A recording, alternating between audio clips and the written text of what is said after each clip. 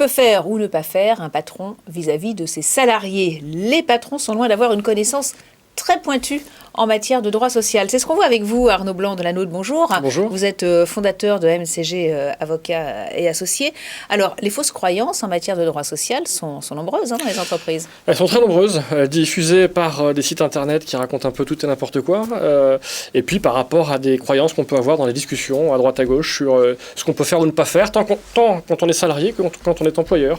Il y a une multitude d'exemples, et pour ça, il y a deux choses qu'il faut regarder ou écouter. La première, c'est les avocats qui sont spécialisés dans ce domaine, puis la seconde, c'est la jurisprudence, puisqu'elle nous permet d'avoir une vue sur ce qu'on peut faire et ne pas faire. Alors, les fausses croyances les plus répandues. Quelques exemples, notamment, on entend beaucoup dire que le barème Macron, ça y est, c'est quasi terminé. C'est terminé, oui. C'est ce qu'on entend parce qu'on a quelques décisions il y a 2 ans qui sont tombées de conseil de prud'homme et cour d'appel qui venaient dire que le barème Macron était à remettre en cause du fait de dispositions de l'Organisation internationale du travail. Et puis ça s'est arrêté. Les conseils de prud'homme ont réussi à reprendre le barème tel qu'il était évoqué et mis en place par Macron. La Cour d'appel de Paris vient de rendre une décision il y a quelques semaines, malheureusement qui nous embarrasse un peu, puisque c'est la Cour d'appel qui est la plus regardée, la plus étudiée, c'est la plus grosse Cour d'appel de France, et qui vient dire que le barème Macron peut effectivement être écarté lorsque le préjudice est tel pour le salarié qu'il ne peut pas être encadré dans ce barème. Alors, on peut dire, on entend aujourd'hui, ça y est, c'est fini. C'est pas fini. C'est la Cour d'appel qui l'a dit, ça n'est pas la Cour de cassation. On attend tous la Cour de cassation, et pour autant, il y a encore les conseils de prud'homme et des cours d'appel qui s'opposent à l'extinction du barème Macron. Un autre exemple, c'est la grève. On entend dire aussi qu'en cas de grève, on peut librement entraver la liberté du travail et de circulation.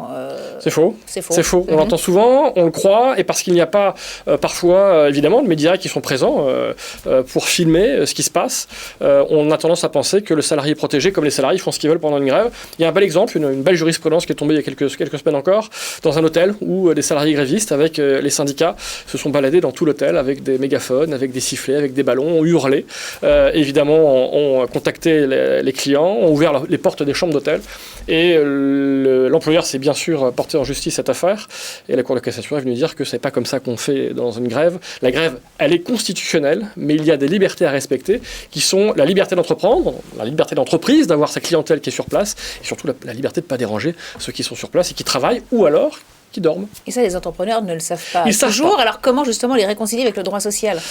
J'ai une phrase toute simple à vous dire, simplement consulter les avocats en droit social. Évidemment, ça paraît un peu bateau de dire ça, mais c'est ce qu'on dit systématiquement. Déjà, il faut avoir l'envie, voilà, et la démarche, la démarche de la démarche n'est jamais simple. Elle n'est jamais simple parce qu'on se dit que ça va être compliqué. C'est pas compliqué, et comme je dis toujours, nos clients sont bien habitués à ça. Il est préférable de consulter un avocat en amont parce que ça coûte souvent beaucoup moins cher que de le consulter en aval, une fois que les problèmes sont arrivés. Oui, pour ce rôle de prévention des difficultés. Exactement. Lorsque la prévention est là, lorsque le conseil est donné en amont, on a beaucoup moins de difficultés. Je peux comprendre qu'une société se dise qu'elle pourra s'en sortir seule, elle y arrive d'ailleurs fréquemment, mais quand elle n'y arrive pas, quand elle s'y prend mal, les choses sont beaucoup plus difficiles à récupérer par la suite, et donc il est préférable d'allouer quelques provisions sur un avocat qui saura mieux vous conseiller. Tout a beaucoup bougé là, depuis la crise du Covid, avec le télétravail, etc. Donc ça va entraîner, ça risque d'entraîner encore de fausses croyances? Ça pourrait entraîner une fausse croyance, ça n'est que mon avis, en tant qu'avocat en droit social, mais je pense que le télétravail est pour moi une fausse croyance, un petit peu comme les open space, où aujourd'hui on y revient. Je pense que c'est un facteur de risque psychosociaux, ce qu'on appelle les RPS, à terme, puisque je pense que le télétravail est la meilleure manière de séparer le salarié de l'entreprise. Je peux comprendre qu'il y ait une journée par semaine, mais si on veut véritablement, comme je l'entends souvent, laisser croire qu'un salarié peut travailler chez lui, dans le confort chez lui, pour une entreprise, je pense qu'à terme, il se rendra vite compte qu'il n'a plus aucun lien social, et ce qui sera un facteur de risque psychosocial. Et donc quelque chose qui sera néfaste et pour le salarié et in fine pour l'entreprise. Merci beaucoup Arnaud Blanc de la Nôtre d'être venu sur le plateau de Smartlex NMCG Avocat. Merci à vous. On poursuit avec une nouvelle interview.